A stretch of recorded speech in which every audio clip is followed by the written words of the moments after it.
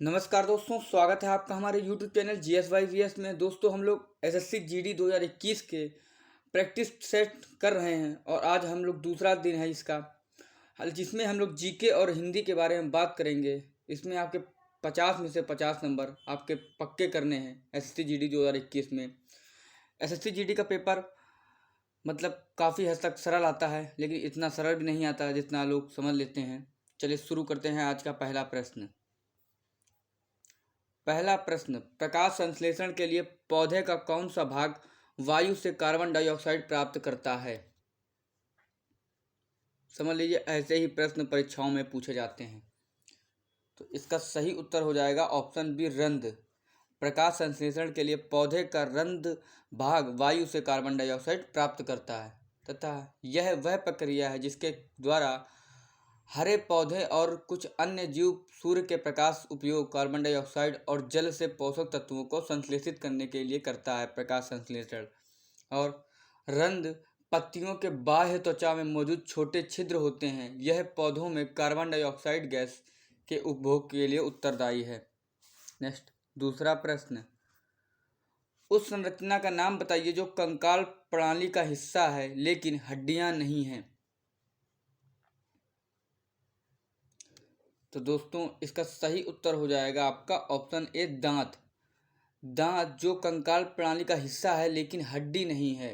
दांतों में दोस्तों ज़्यादातर कठोर अकार्बनिक खनिज जैसे कैल्शियम होते हैं और इनमें तंत्रिकाएं, रक्त वाहिकाएं और विशेष कोशिकाएं भी होती हैं और उनके पास पुनःयोजी शक्तियां नहीं है जो हड्डियां करती हैं और टूट जाने पर एक साथ वापस नहीं बढ़ सकती हैं, इसलिए उन्हें हड्डी नहीं माना जाता है। और दोस्तों, आपके बाल, नाखून और खुर ये केराटिन नामक सख्त प्रोटीन से बने होते हैं। अब दोस्तों, आपसे हड्डियां पूछ सकता है कि मनुष्य में कितनी हड्डियां होती हैं। तो जन्म के समय शिशुओं में अधिक से अधिक हड्डियां 300 होती हैं और जो कुछ हड्डियों में संलयन के कारण बड़ी हड्डियां बनती हैं और जब मानव वयस्क में रहता है तब 206 हड्डियां रहती हैं। दोस्तों याद कर लीजिएगा, परीक्षाओं में पूछा जाता है कि शिशुओं में कितनी होती, तो 300 और मानव वयस्क में 206 हड्डियां होती हैं। नेक्स्ट, तीसरा प्रश्न, वर्ल्ड हैप्पीनेस रिपोर्ट 2021 में भारत की रैंक निम्न में से कौन सी है? तो दोस्तों, ये वर्ल्ड हैप्पीनेस रिपोर्ट 2021 में भारत की रैंक 139वीं है। ये हैप्पीनेस रिपोर्ट उसमें बनाया था कि वहाँ के लोग कितना खुश हैं, मतलब हर देश के लोग कितने खुश हैं, उस आधार पर भारत की रैंक 139वीं आई है, मतलब खराब है। और इस सूची में भारत को 149 देशों में, दोस्तों याद कर लीजिएगा, 149 में से 139वें नंबर पर अपना भारत है, मतलब सबसे बेकार स्थिति में है। और वर्ल्ड हैप्पीनेस रिपोर्ट 2021 में कोविड-19 के प्रभावों पर ध्यान केंद्रित किया गया और पूरी दुनिया के लोगों ने कैसा काम किया है ये बताया गया। तथा दोस्तों, पाकिस्तान इसमें 105वें स्थान पर है और बांग्लादेश 101वें स्थान पर है और चीन, अब हमारा साथी जो है पड़ोसी देश, वह 84वें स्थान पर है। तथा दोस्तों याद कर लीजिएगा, वर्ल्ड हैप्पीनेस रिपोर्ट 2021 में शीर्ष 3 देश हैं। फर्स्ट में है फिनलैंड, दूसरे पे डेनमार्क तथा तीसरे पे स्विट्जरलैंड। यहाँ के लोग सबसे खुशी मतलब बताया गया है। नेक्स्ट, चौथा प्रश्न, किसने कहा भारी उद्योग विकास का एक पर्याय है? तो दोस्तों, ये भारी उद्योग विकास का एक पर्याय है, ये कहा है जवाहरलाल नेहरू। पंडित जवाहरलाल नेहरू जो भारत के पूर्व प्रधानमंत्री थे, उन्होंने ये बात कही है, भारी उद्योग विकास का एक पर्याय है। ये भारत के पहले प्रधानमंत्री तथा साथ ही स्वतंत्रता से पहले और बाद में भारतीय राजनीति में एक प्रमुख व्यक्ति थे। और दोस्तों, आपके सरदार वल्लभ भाई पटेल यह भारत के पहले गृह मंत्री थे और प्रोफेसर महालनोबिस यह भारत की पहली योजना समिति के सदस्य थे और डॉक्टर भीमराव अम्बेडकर यह संविधान सभा की मसौदा समिति के अध्यक्ष थे। नेक्स्ट, पांचवा प्रश्न, भारत के किस राज्य में प्रत्येक वर्ष रण उत्सव का आयोजन किया होता है?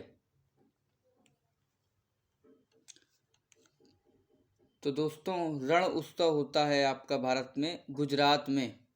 गुजरात में आपका वर्ण उत्सव होता है। और यह रण उत्सव गुजरात के कच्छ के एक शानदार त्यौहार कच्छ में होता है, ज़्यादातर मनाया जाता है। कच्छ महोत्सव में सफ़ेद रण, मांडवी समुद्र तट, हस्तशिल्प गांव, स्थानीय कलाकारों द्वारा कच्छ के वस्त्र आकर्षित होते हैं। अब दोस्तों बात हुई है गुजरात की, तो गुजरात के मुख्यमंत्री हैं भूपेंद्र सिंह पटेल और राजधानी है गांधीनगर और राज्यपाल हैं आचार्य देवव्रत। और दोस्तों भारत के महत्वपूर्ण उत्सव जो 4 राज्य और हम लोगों ने बताया, जैसे कि इनमें महाराष्ट्र, गुजरात, मध्य प्रदेश और राजस्थान, तो इनमें महत्वपूर्ण उत्सव होते हैं। जैसे महाराष्ट्र में आपका होता है गणेश उत्सव, गुड़ी पड़वा, और गुजरात में नवरात्रि, जन्माष्टमी, रण उत्सव और उत्तरायण, तथा मध्य प्रदेश में आपका होता है लोक रंग उत्सव, तेजाजी उत्सव, खजुराहो उत्सव, तथा राजस्थान में गणगौर, तीज और बूंदी होता है उत्सव मनाया जाता है। नेक्स्ट, छठा प्रश्न, निम्नलिखित में से कौन सा कशेरुकी एक सरीसृप नहीं है?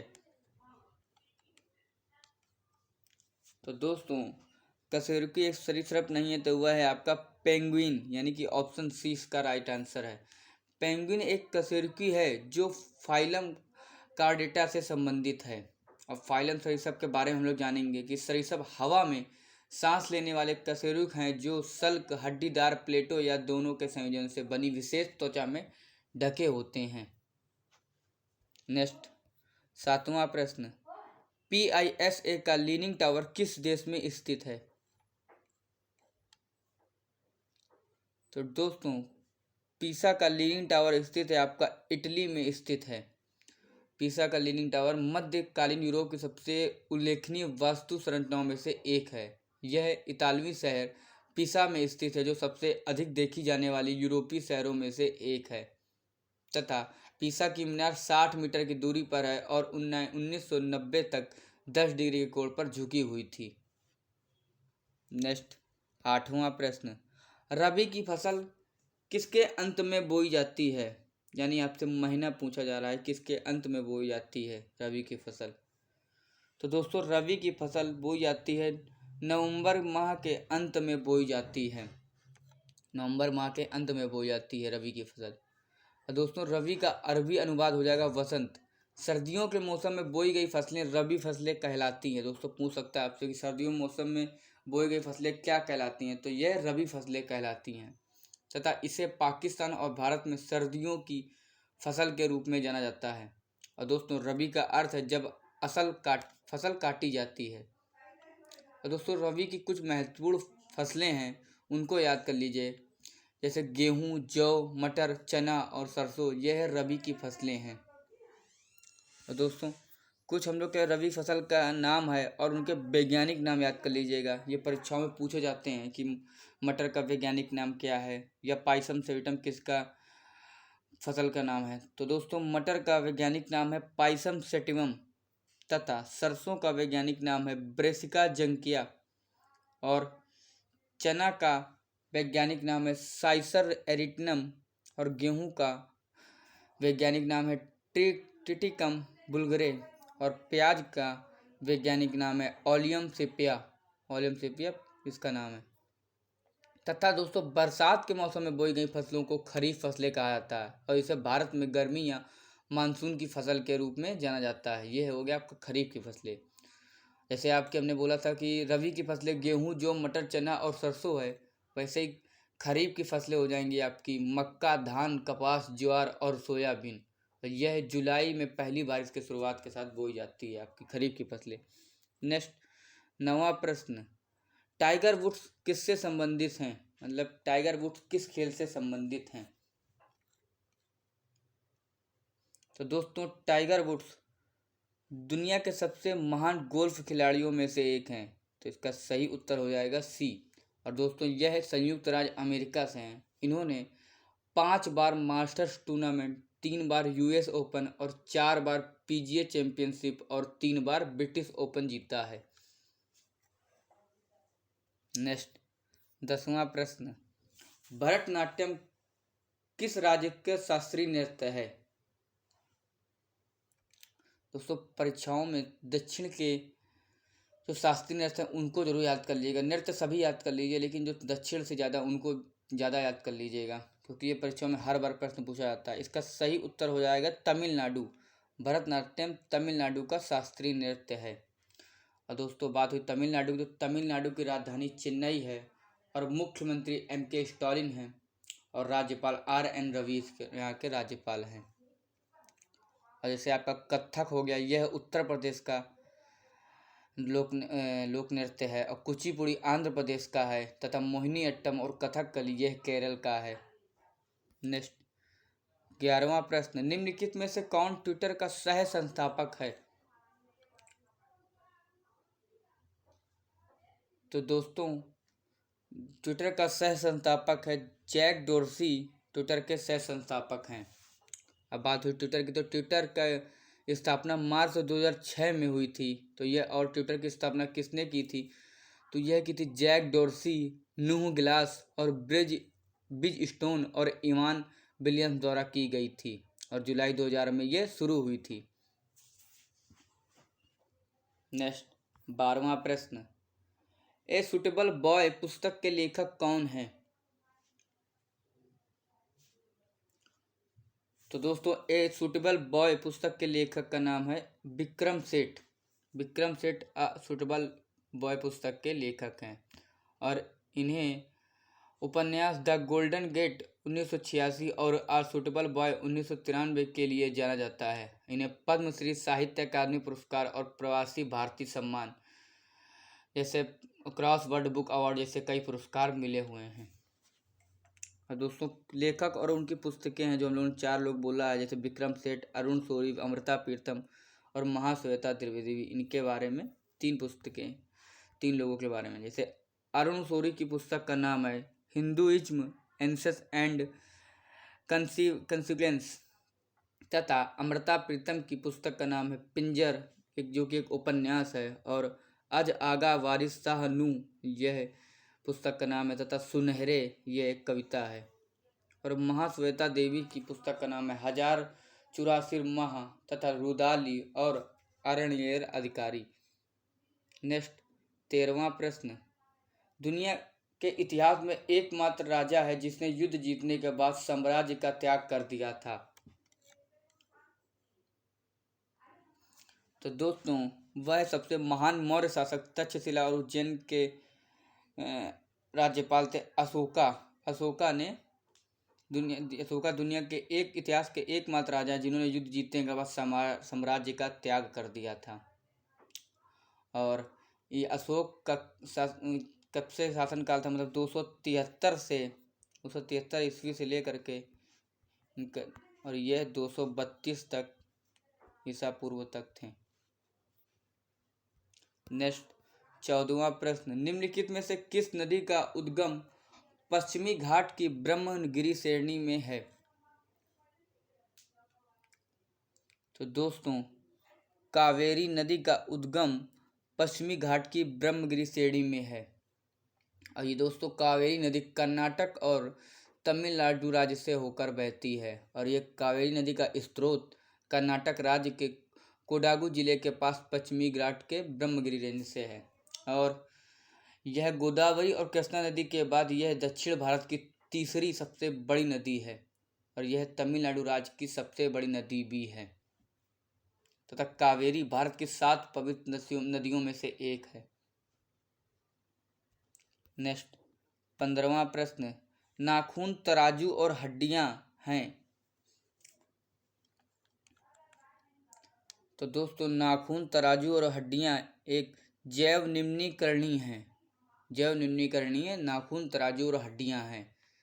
जैव निम्नीकरणीय वह होते हैं जिसे प्राकृतिक वातावरण में आत्मसात करते हुए बैक्टीरिया या कवक जैविक जैसे सूक्ष्म जीवों की कार्रवाई से विघटित होने की क्षमता को संदर्भित करता है तथा प्रक्रिया के दौरान पारिस्थितिक नुकसान नहीं है। अब दोस्तों जानवरों की हड्डियां, नाखून, बाल, चमड़ा, चाय की पत्ती, ऊन, कागज और गेहूं जैव निम्नीकरणीय पदार्थों के कुछ उदाहरण हैं। आपसे पूछ सकता है क्या क्या उदाहरण है जैव निम्नीकरण की, तो चाय की पत्ती, ऊन, कागज और गेहूं भी हैं। नेक्स्ट 16वां प्रश्न, साहित्य अकादमी भारत का सर्वोच्च सम्मान है जो किस क्षेत्र में दिया जाता है? तो दोस्तों सिंपल प्रश्न है, साहित्य अकादमी भारत का सर्वोच्च सम्मान जो साहित्य के क्षेत्र में ही दिया जाता है। यह 1954 में इसकी स्थापना की गई थी साहित्य अकादमी पुरस्कार की, और पहला पुरस्कार दोस्तों याद कर लीजिएगा 1955 में दिया गया था, तथा यह पुरस्कार 24 भारतीय भाषाओं में दिया जाता है। याद कर लीजिए, परीक्षाओं के लिए इम्पोर्टेंट प्रश्न है। और इसके पहले विजेता थे R.K. नारायण, इनकी उपन्यास द गाइड के लिए सबसे पहले विजेता थे। तथा माखनलाल चतुर्वेदी 1955 में अपने कार्य हिम तरंगिनी के लिए यह पुरस्कार जीतने वाले पहले हिंदी लेखक थे।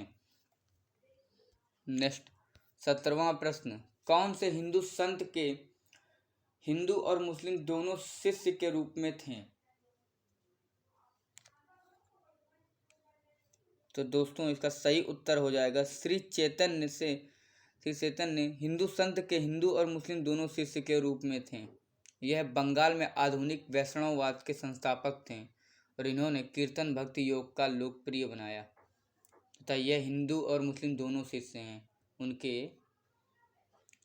नेक्स्ट 18वां प्रश्न, निम्नलिखित में से क्या संपर्क बल का एक उदाहरण है?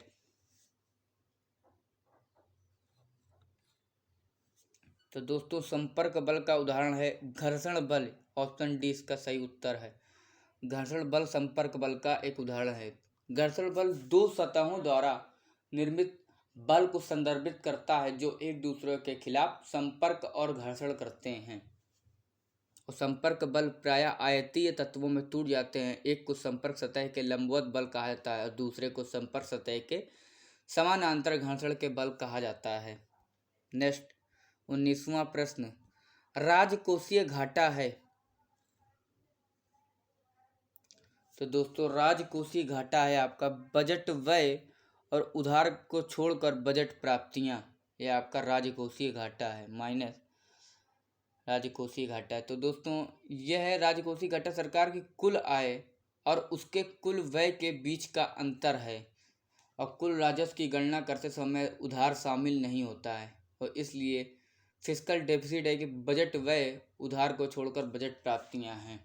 और दोस्तों सरकार की कुल आय या प्राप्तियां क्या हैं, इसमें दो घटक होते हैं जैसे राजस्व प्राप्तियां और गैर कर राजस्व। तथा सरकार की राजस्व प्राप्तियां हो गई आपकी निगम कर, आयकर, सीमा शुल्क, केंद्रीय उत्पाद शुल्क और केंद्र शासित प्रदेशों के GST और कर। आपसे पूछ सकता है कि राजस्व के अंतर्गत क्या क्या आता है, तो दोस्तों यही याद कर लीजिएगा पांचों, निगम कर, आयकर, सीमा शुल्क, केंद्रीय उत्पाद शुल्क और केंद्र शासित प्रदेशों के GST और कर।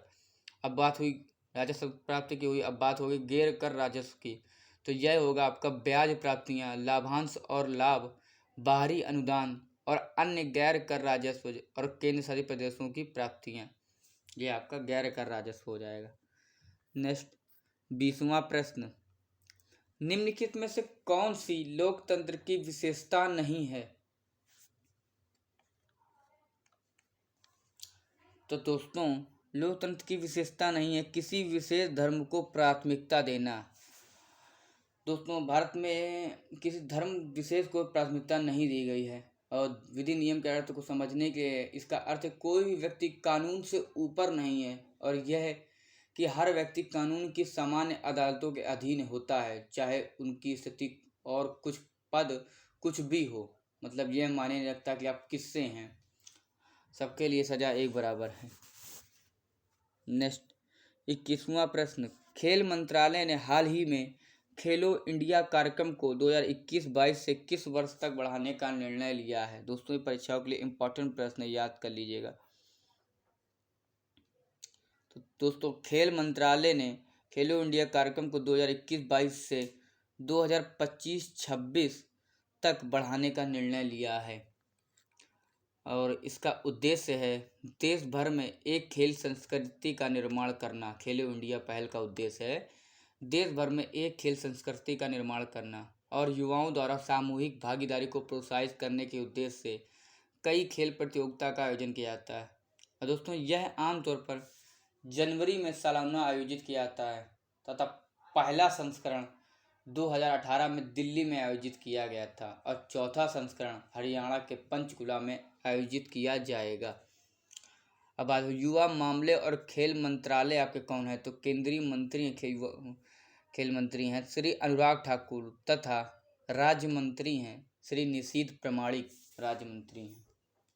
नेक्स्ट 22वां प्रश्न, उस अजैविक कारक की पहचान कीजिए जिसके परिणाम स्वरूप भंडारण की हानि होती है।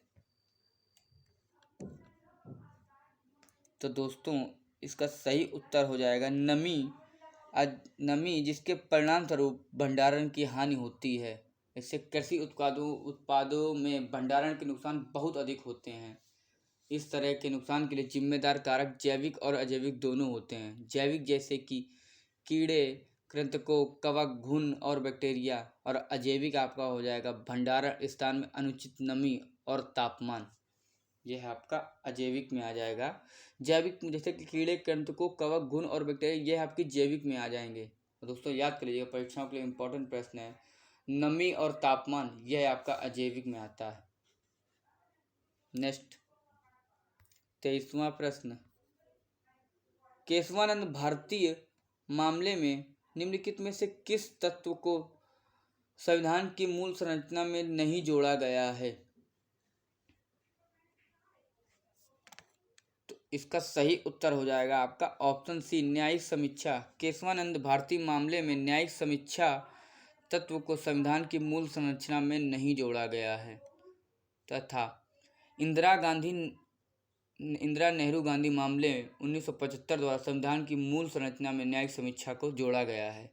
तथा इंदिरा नेहरू गांधी मामला 1975 लोकप्रिय रूप से चुनाव केस के रूप में जाना जाता है। नेक्स्ट 24वां प्रश्न, तांबा और जस्ता की मिश्र धातु को किस धातु के रूप में जाना जाता है? तो दोस्तों तांबा और जस्ता के मिश्र धातु को पीतल धातु के रूप में जाना जाता है। और एक मिश्र धातु एक नए तत्व के निर्माण के लिए दो या अधिक तत्वों का मिश्रण दे तभी मुख्य रूप से धातुओं में आता है। और पीतल और कांस्य एक मिश्र धातु के प्राचीन रूप हैं। अब दोस्तों कुछ हम लोगों ने मिश्र धातुओं और मिश्रण तत्वों को बनाया है, मतलब बताया है, उनको ध्यान से देख लीजिएगा। जैसे मिश्र धातु ये पीतल, तांबा और जस्ता के मिश्रण से बनता है। और कांस्य धातु यह तांबा और टिन के मिश्रण से बनता है। और ये हो जाएगा आपका क्या कहते हैं कि डुराल्यूमिन, ये बनता है आपका एल्यूमिनियम, तांबा, मैग्नीज और एल्यूमिनियम प्लस से बनता है। तथा मिलाप यह आपका टिन प्लस लीड मिश्र धातुओं से मिलकर बनता है। और स्टेनलेस स्टील यह लोहा प्लस क्रोमियम प्लस कार्बन से मिलकर बनता है। और परितोषिक यह आपकी टिन प्लस तांबा प्लस एंटीमनी प्लस बिस्मथ से मिलकर बनता है। और स्टील यह आपका लोहा प्लस कार्बन मिश्र धातुओं से मिलकर बनता है। नेक्स्ट 25वां प्रश्न, निम्नलिखित में से कौन सा वन्य जीव अभयारण्य मगरमच्छों के लिए प्रमुख रूप से प्रसिद्ध है? तो मगरमच्छों के लिए कौन सा प्रमुख रूप से प्रसिद्ध है ये आपको बताना है। तो इसका सही उत्तर हो जाएगा राष्ट्रीय चंबल अभयारण्य मगरमच्छों के लिए प्रसिद्ध है। यह चंबल नदी के किनारे स्थित है जो राजस्थान, मध्य प्रदेश और उत्तर प्रदेश की यात्रा के पास के क्षेत्र को कवर करता है। तथा इसकी स्थापना 1979 ईस्वी में हुई थी, राष्ट्रीय चंबल अभयारण्य की। अब दोस्तों और भी जैसे आपकी हो गई कुंभलगढ़ अभयारण्य याद कर लीजिए। इसमें जंगली लोमड़ी, चिंकारा और चीतल और लकड़बग्घा जैसे मतलब जानवर प्रसिद्ध हैं। और केला देवी अभयारण्य में इसमें भारतीय भेड़िया, भारतीय तेंदुआ और सुनहरा सियार पाए जाते हैं। तथा सीता माता अभयारण्य में इसमें उड़ने वाली गिलहरी पाई जाती है। नेक्स्ट अब बात करेंगे हम लोग हिंदी की। हिंदी से दोस्तों अब 25 क्वेश्चन हम लोग जीएस की जीके की बात कर चुके हैं। अब हम लोग हिंदी के बारे में बात करेंगे 25 क्वेश्चनों की। चलिए शुरू करते हैं। 26वां प्रश्न, दूध शब्द का उचित पर्यायवाची शब्द है? तो दोस्तों दूध शब्द का पर्यायवाची शब्द है क्षीर। क्षीर शब्द दूध का पर्यायवाची शब्द है। और दोस्तों और भी जैसे हम लोगों ने पर्यायवाची बनाया, जैसे इन्हीं चारों को हम लोगों ने बनाया है। कौन कौन से? दंत, क्षीर, काया और आरसी के पर्यायवाची हैं। जैसे दंत के दसन, रदन, रद, द्विज, दंत और मुख, खुर, यह आपके पर्यायवाची दंत के होते हैं। तथा काया के पर्यायवाची तन, देह, शरीर आदि यह पर्यायवाची होते हैं काया के। आरसी पर्यायवाची होता है शीशा, दर्पण, आईना आदि, यह इसके होते हैं। नेक्स्ट 27वां प्रश्न, निम्नलिखित विकल्पों में शुद्ध वर्तनी है। अब आपको इसमें एक शुद्ध बताना है कि इसमें सही शब्द कौन सा है। तो दोस्तों शुद्ध वर्तनी है आपकी ऑप्शन डी आगामी, इसका सही उत्तर हो जाएगा आगामी। और दोस्तों आप पूछ सकता है आगामी का अर्थ क्या होता है? इसका अर्थ होता है भविष्य में होने वाला, और आगामी एक विशेषण शब्द है। नेक्स्ट 28वां प्रश्न, निम्न विकल्पों में कल्प वृक्ष का समानार्थी है। तो दोस्तों कल्प वृक्ष का समानार्थी है कल्पतरु, ऑप्शन सी इसका सही उत्तर हो जाएगा। कल्पतरु समानार्थी है कल्प वृक्ष का। और कल्पतरु शब्द के अन्य समानार्थी हो गए आपके कल्प द्रुम, कल्प पादप, कल्प दू, कल्पता, देवतरु, सुरतरु, अमर पुष्प, कल्प साखी तथा कल्प साल। नेक्स्ट 29वां प्रश्न, निम्नलिखित विकल्पों में सही शुद्ध वर्तनी शब्द का चयन कीजिए। इसमें भी आपको सही शब्द बताना है कि कौन सा सही है। तो दोस्तों इसका सही शब्द है इसमें ऑप्शन बी कुटुंब, इसका सही उत्तर है। तो दोस्तों कुटुंब का अर्थ होता है एक ही कुल या परिवार के वह लोग जो सब मिलकर एक साथ रहते हैं, उसको कुटुंब कहते हैं हम लोग। आज के ज़माने में तो कौन नहीं रहता है। नेक्स्ट 30वां प्रश्न, जिसको त्यागा ना जा सके को कहते हैं। तो दोस्तों जिसको त्यागा ना जा सके उसे कहते हैं अत्याज्य, यानी ऑप्शन डी इसका सही उत्तर हो जाएगा। अत्याज्य जिसको त्यागा ना जा सके।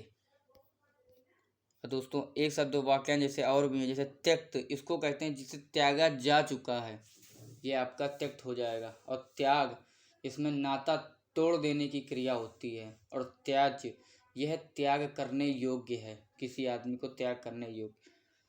नेक्स्ट 31वां प्रश्न, एक हाथ से ताली नहीं बजती का सही अर्थ है।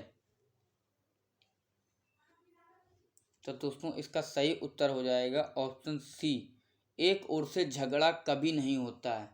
यानी रमेश सुरेश में रमेश की खाली गलती रमेश की नहीं थी, इसमें सुरेश की भी गलती थी, और तभी कहते हैं एक ओर से झगड़ा कभी नहीं होता है, दोनों की गलती होती है। नेक्स्ट 32वां प्रश्न, हाथ मलना मुहावरे का सही अर्थ क्या है। तो दोस्तों हाथ मलना मुहावरे का सही उत्तर हो जाएगा पश्चाताप करना। हाथ मलने का सही उत्तर हो जाएगा पश्चाताप करना। और दोस्तों इसमें वाक्य प्रयोग ये होगा, एक बार अवसर से चूक जाने के बाद हाथ मलने के सिवा कुछ नहीं रह जाता है। जीवन का यही मतलब उद्देश्य है, देख सकते हैं। नेक्स्ट 33वां प्रश्न, दिए गए वाक्य में रेखांकित खंड को प्रतिस्थापित करने के लिए सबसे उपयुक्त विकल्प का चयन कीजिए। तो ये रेखांकित शब्द है, इसमें ये बताना है कि मेरे को तुम ये बताओ कि कल सब जाएंगे कि नहीं। इसमें सही उत्तर क्या होगा। तो दोस्तों इसका सही उत्तर ये होगा कि मुझे तुम यह बताओ, यानी ऑप्शन बी, मुझे तुम ये बताओ कि कल सब जाएंगे कि नहीं, इसका सही उत्तर हो जाएगा। नेक्स्ट 34वां प्रश्न, शोषक शब्द का विलोम शब्द क्या है। तो दोस्तों शोषक शब्द का विलोम शब्द होगा पोषक, यानी ऑप्शन डी इसका सही उत्तर है। शोषक का अर्थ होता है दूसरों पर अत्याचार करने वाला, और पोषक का अर्थ होता है पोषण करने वाला। और दोस्तों शासक का विलोम शब्द हो जाएगा शासित, और दोषी का निर्दोष, और साफ का गंदा। नेक्स्ट 35वां प्रश्न, आलोक का विलोम शब्द क्या है? तो दोस्तों आलोक का विलोम शब्द हो जाएगा अंधकार, यानी ऑप्शन डी इसका भी उत्तर सही है। आलोक का उचित विलोम शब्द अंधकार होगा। और आलोक का पर्यायवाची होगा आपका आभा, नूर, कांति, तेज, प्रकाश तथा अंधकार का पर्यायवाची शब्द होगा तिमिरता, अंधेरा। और दोस्तों और भी अन्य जैसे हैं, प्रकाश का हो जाएगा तम तथा उजाला का अंधेरा, अनुकूल का प्रतिकूल। नेक्स्ट, अब दोस्तों कंप्लीकेशन की बात करेंगे। यह एसएससी जीडी में 5 नंबर की आती है कुल। ये अगर आपने सही से देख लिया तो आराम से 5 नंबर ये है, आपके कोई नहीं छीन सकता, पक्के हैं। एक बार पूरे कंप्लीकेशन को पूरा पढ़ लीजिएगा, फिर आप एक बार मतलब हल करिएगा। तो दोस्तों इसमें हो जाएगा वीरता की अभिव्यक्ति अनेक प्रकार से होती है। लड़ना मरना, खून बहाना, तोप तलवार के सामने न झुकना ही नहीं, कर्ण की भांति याचक को खाली हाथ न लौटाना, यह बुद्ध की भांति गुण तत्वों की खोज में डॉट डॉट डॉट डॉट सुख त्याग देना भी वीरता ही है। तो दोस्तों इसमें हो जाएगा आपका, दोस्तों इसमें हो जाएगा सांसारिक, आंसर सी इसका सही उत्तर हो जाएगा कि लौटा भांति याचक को खाली हाथ न लौटाना या बुद्ध की भांति गुण तत्वों की खोज में सांसारिक। और इसके आगे का उत्तर हो जाएगा सांसारिक के आगे हो जाएगा सांसारिक संसार में, यानी ऑप्शन ए सांसारिक संसार में सुख त्याग देना भी वीरता ही है। मतलब इसने कवि ने क्या बात कही है कि लौटाना या बुद्ध की भांति गुण तत्वों की खोज में सांसारिक संसार सुख त्याग देना भी वीरता ही है। और वीरता देश काल के अनुसार, अब आगे हो जाएगा वीरता देश काल के अनुसार डॉट डॉट फिर डॉट डॉट में जब भी प्रकट हुई। तो दोस्तों यह आपका हो जाएगा जब भी प्रकट हुई तो यह चकित कर देती, यानी ऑप्शन डी इसका सही उत्तर हो जाएगा चकित। तो दोस्तों सुख त्याग देना वीरता ही, वीरता देश काल के अनुसार चकित।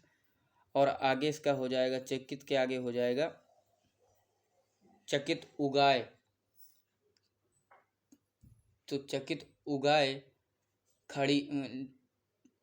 उगाए में जब भी प्रकट हुई तभी अपना एक नया रूप लेकर आई और लोगों को, तो इसका सही उत्तर हो जाएगा लोगों को हृदय से लगा लिया, यानी ऑप्शन ए इसका सही उत्तर है लोगों को।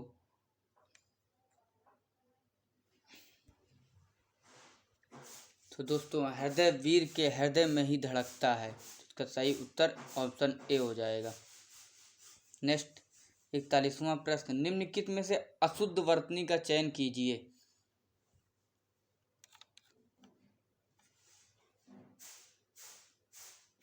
तो दोस्तों इसमें अशुद्ध वर्तनी हो जाएगी ऑप्शन सी गोपनीय। गोपनीय एक अशुद्ध शब्द है तथा गोपी शुद्ध शब्द है। तो यहाँ पे आपका गोपी होता तो एक शुद्ध शब्द होता, और गोपी का अर्थ होता है गाय पालने वाला। नेक्स्ट 42वां प्रश्न, निम्नलिखित प्रश्न में 4 विकल्पों में से उस विकल्प का चयन करें जो अशुद्ध वाक्य के शुद्ध रूप का सबसे अच्छा विकल्प है। यानी कि ये लिखा शब्द है वह हर साल समुद्र में सैर करने जाते हैं। तो यह इसका शुद्ध शब्द बताना है, वह हर साल समुद्र में सैर करने जाते हैं। तो इसका सही उत्तर हो जाएगा वह हर साल समुद्र की सैर करने जाते हैं। नहीं, वह हर साल समुद्र की, यहाँ पे मैं की जगह की हो जाएगा। नेक्स्ट 43वां प्रश्न, नेताओं का अपमान करना मूर्ख होगी, इसमें अशुद्ध अंश स्पष्ट कीजिए। मतलब जो एक ऊपर शब्द दिया है इनमें से को बताना है कि इसमें गलत शब्द क्या है।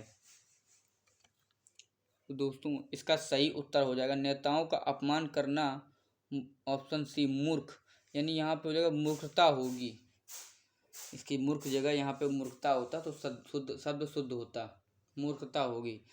और पूरा शुद्ध वाक्य यही जगह नेताओं का अपमान करना मूर्खता होगी।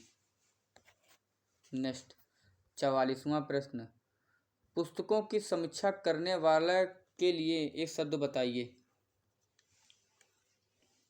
तो दोस्तों पुस्तकों की समीक्षा करने वाला समीक्षक कहलाता है और अल्पज्ञ यह कहलाता है जो बहुत थोड़ा जानता हो, और अप्रत्याशित वह कहलाता है जिसकी आशा ना की गई हो, और अविवेकी वह कहलाता है जिसे भले बुरे का ज्ञान ना हो।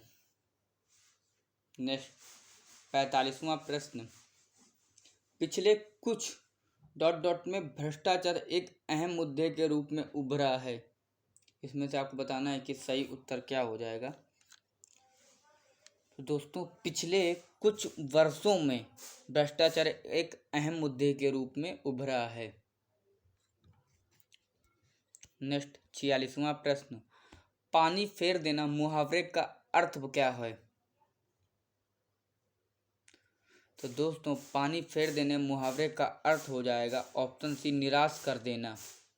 यानी आजकल के बच्चे अपनी मनमानी के चलते अपने अभिभावक की उम्मीद पर पानी फेर देते हैं।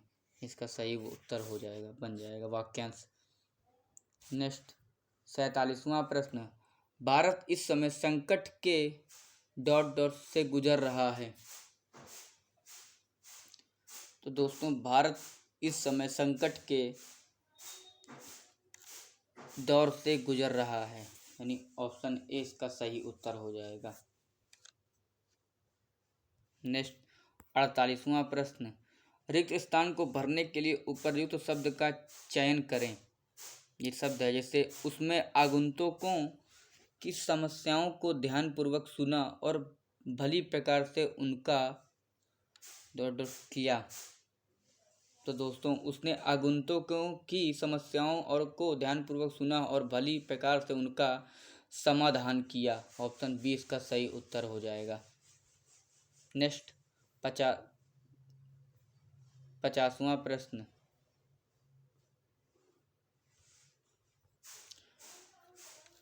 रिक्त स्थान को भरने के लिए उपर्युक्त शब्द का चयन करें।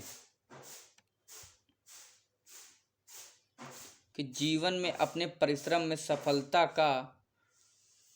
दोस्तों इसका सही उत्तर हो जाएगा परिणाम। जीवन में अपने परिश्रम में सफलता का परिणाम ना पाकर हताश होकर सस्ते मनोरंजन में सांत्वना खोजते हैं। दोस्तों अगर आपको वीडियो अच्छी लगे तो इसको ज़्यादा लाइक करें, कमेंट करें एंड चैनल को सब्सक्राइब करें। अगर आपको PDF इसकी अगर चाहिए हो तो आप कमेंट कर सकते हैं वीडियो में। अगर चाहिए होगी तो मैं आपको प्रोवाइड करा दूंगा इस वीडियो की, क्योंकि एक मॉक टेस्ट है, प्रैक्टिस सेट है SSC GD का। SSC GD में ऐसे ही प्रश्न आपके पूछे जाएंगे, चाहे वो हिंदी हो या GS हो। इनमें आपके 50 में से 50 नंबर पक्के हैं। अगर आपको वीडियो अच्छी लगे तो उसको लाइक करें, कमेंट करें एंड चैनल को सब्सक्राइब करें। धन्यवाद।